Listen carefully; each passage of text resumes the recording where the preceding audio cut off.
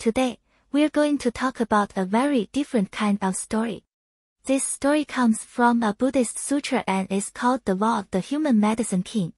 It's about a kind of healing, but the method of healing might be completely different from what you and I imagine. Alright, let's get straight to the point. Let me start by asking you a question. Can you think of any illness that is 10,000 times more serious than any physical sickness we might have? 10,000 times. That sounds a bit exaggerated, doesn't it? To answer this question, we must first follow the Buddha's perspective and travel back to his past life. At that time, while practicing the Bodhisattva path, he discovered a very serious problem, an invisible plague that could be said to have affected everyone. This plague isn't a virus in the usual sense, it comes from the heart. The master, in his teachings, calls it a heart illness. So what is a heart illness? It's what we often refer to as the afflictions of greed, anger, ignorance, arrogance, and doubt. It is because of these things that we are constantly in a state of ignorance and attachment, perpetually suffering. The comparison here is very interesting. Physical illness can be painful, but it's usually temporary, and there's always a way to treat it, right? But a heart illness is different. It's present everywhere, all the time. This is why the Buddhist scriptures say that the severity of a heart illness is more than 10,000 times that of a physical one.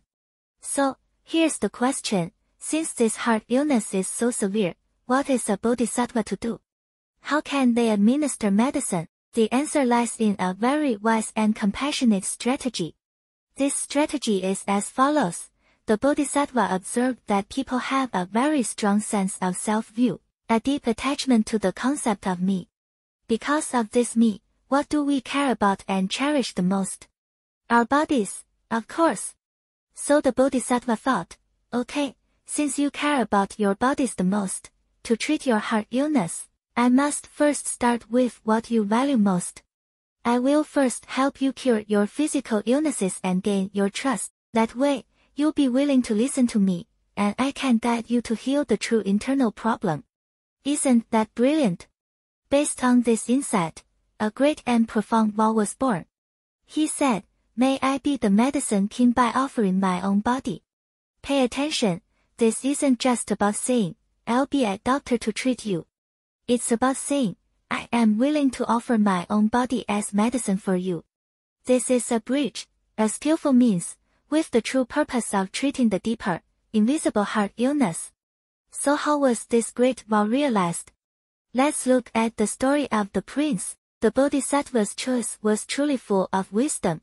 He didn't just reincarnate anywhere, he chose to be born into a kingdom ruled by a very wise and compassionate king and queen. Why? Because in an environment that inherently values virtue and compassion, his great vow was most likely to be understood and accepted. His life was a true manifestation of a miracle. While still in his mother's womb, she gained the ability to heal. He spoke as soon as he was born, saying directly, I have come to heal. As he grew up, his touch could cure various difficult-to-treat diseases, so, people called him the human medicine. He lived for 1,000 years, using that time to continuously fulfill his promise, and only then did he peacefully pass away. 1,000 years, you heard that right. He wrote medical texts and practiced medicine for a full 1,000 years. This number sounds like a fantasy to us modern people, but according to the scriptures, this was a normal lifespan in that era. In other words, he used such a long period to fully live out his vow and help all suffering beings. But the story doesn't end there. As we said, the prince's mission wasn't just to cure physical pain. The true proof of his vow's success slowly became apparent after his death. After the prince passed away, his vow remained. Many people still came to seek treatment and discovered that simply grinding his remains into a powder could cure diseases.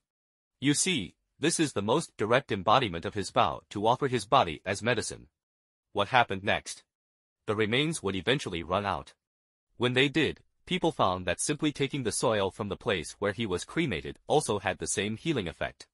What does this signify? That his vow had already permeated that land. And then, the most magical part happened. In the end, neither the remains nor the soil were needed. As long as someone could sincerely and devoutly think of this human medicine prince, their illness was cured. This completely elevated the healing from the material level to the spiritual level. So, from treating the body to his remains to the soil, and finally to just a single thought, this transformation reveals the prince's true purpose in this life. It also directly brings this story from thousands of years ago to us, making it relevant to every single one of us. So, what is the connection? This story isn't just an ancient legend, it's like a mirror. The Master's teaching is that through this story, we should take a good look at our own hearts. The prince went to such great lengths because his real purpose was to inspire a feeling of faith and conviction in us. But let's ask ourselves in return, do we really have faith all the time? The Master asked a great question. Think about it. In a day of 24 hours, how much time do we truly believe in wisdom and in the Dharma? And how much of that time do we actually believe in our old habits and our own opinions? We might have been helped countless times, but we often turn around and forget, isn't that so? And that brings us to our final, and most important, question. If everything the human medicine prince did from curing diseases to offering his own body was just a skillful method, a finger pointing at the moon, then what is the moon he truly wants us to see? In other words, deep within our own hearts, what is the most fundamental disease that truly needs to be healed? I'll leave this question for everyone to contemplate deeply.